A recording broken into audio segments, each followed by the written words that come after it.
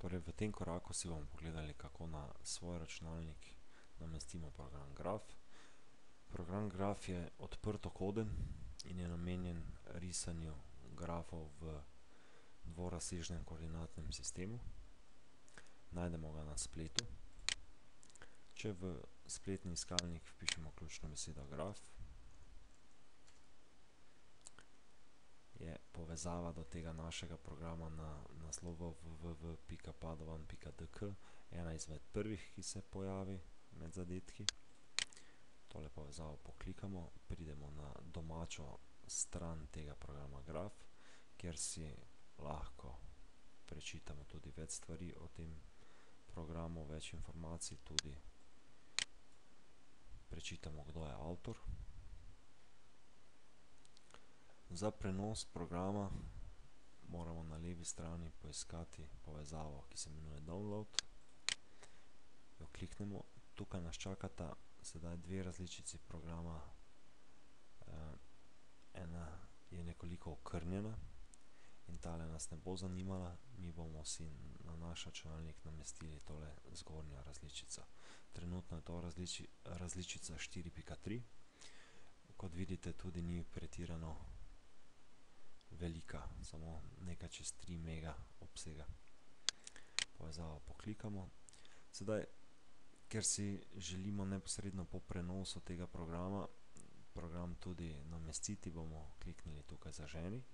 Če bi si želeli program namestiti kasneje ali pa na kakšnem USB ključku odnesti na drug računalnik, kjer ni povezave na splet, bi kliknili Shrani in to uredili kasneje. No, mi bomo kliknili gumb Zaženi. Po prenosu se nam odpre oziroma se nam bo odprl čarovnik za namestitev tega programa. Privzet jezik je izbran že korektno. Drugače, če ni, lahko s pomočjo tega padajočega menija si izberete slovenski jezik. Kliknite v redu, naprej. Seveda moramo tudi sprejeti licenčne pogoje te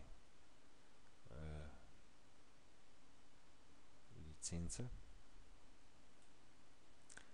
Tudi vidite, kakšne vrste licenčna pogodba je. Kliknemo naprej. Privzeto mapo, kamor se bo shranil program Graph, ne rabimo spreminjati. Tukaj pa je koristno si ustvariti tudi ikono na namizju.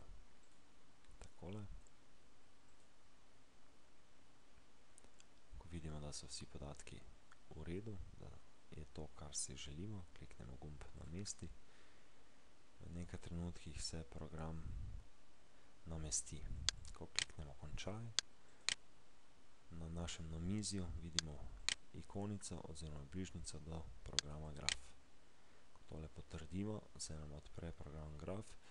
Privzeto je nastavljeno prikazovanje namigov oziroma imenujejo jih nasvet dneva.